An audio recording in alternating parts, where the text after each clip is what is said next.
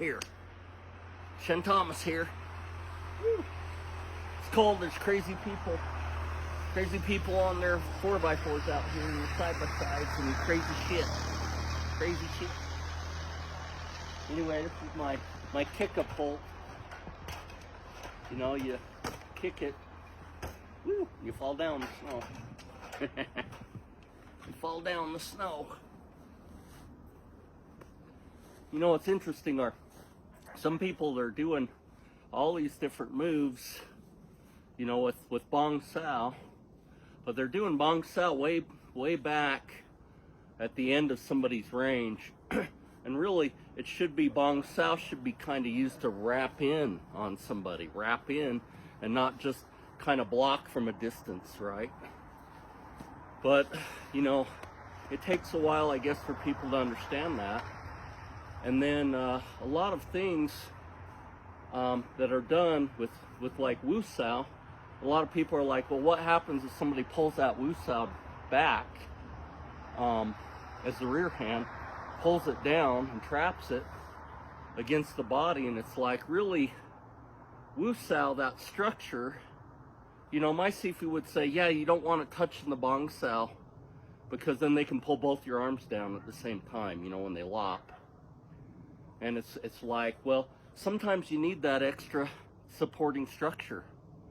You know, when it's overwhelming force coming at you, you can use that 135-degree angle with the structure of your body, and especially if you shift. And you can use this Wu Sao to help that structure. And sometimes you need that when somebody's throwing a kick or they're throwing a really huge punch. You know, sometimes you need that extra structure. But you know, as soon as you use it, you don't keep it there. You know, as soon as you use it, then it turns into something else. So it might be that you need to use that supporting hand, because there's even kind of a double Tan Sao where you lock another Tan Sao in the structure of Tan Sao behind another one. So you can use them both. And so I do this little drill in my spirit palm where I do a Dai Bong and I go low with a shift, like against a kick, and then maybe they're throwing a really good punch, and then I do the double Tan. I do the double Tan to kind of maybe collide with that, move it a little bit, and I come back in with another Dai Bong, right? So another thing that I think some people, they do that rattan ring or the iron ring, and they do like their practice with Wing Chun with that. And you know, I've never really been a big one for that. I think it's kind of a waste of time. But they do have the notion that the hands are kind of close together.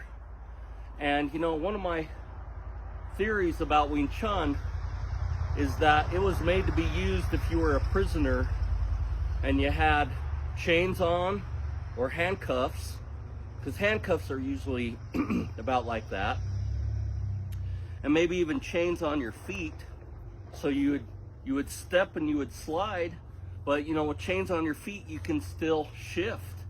And so you can do kind of almost all the Wing Chun stuff, even the punch. Even if you're handcuffed, you can do the punch. You can do the Bong Sao, Wu Sao if you're handcuffed. You can do a Wu and a Folk Sao, a Gan Sao. Just both the hands kind of have to move together, right? But then you can turn them and change. So all these tools can be used in Wing Chun if you're handcuffed or if somebody's tie strapped you. As long as your hands are in front of you, right? So even the double palm, po pai, the you know, Tan Sao, Bong Sao, Folk Sao, all of our kind of main tools can be used if we're handcuffed. So you know, that's an amazing thing. So I just wanted to talk about that today a little bit. Talk to you later.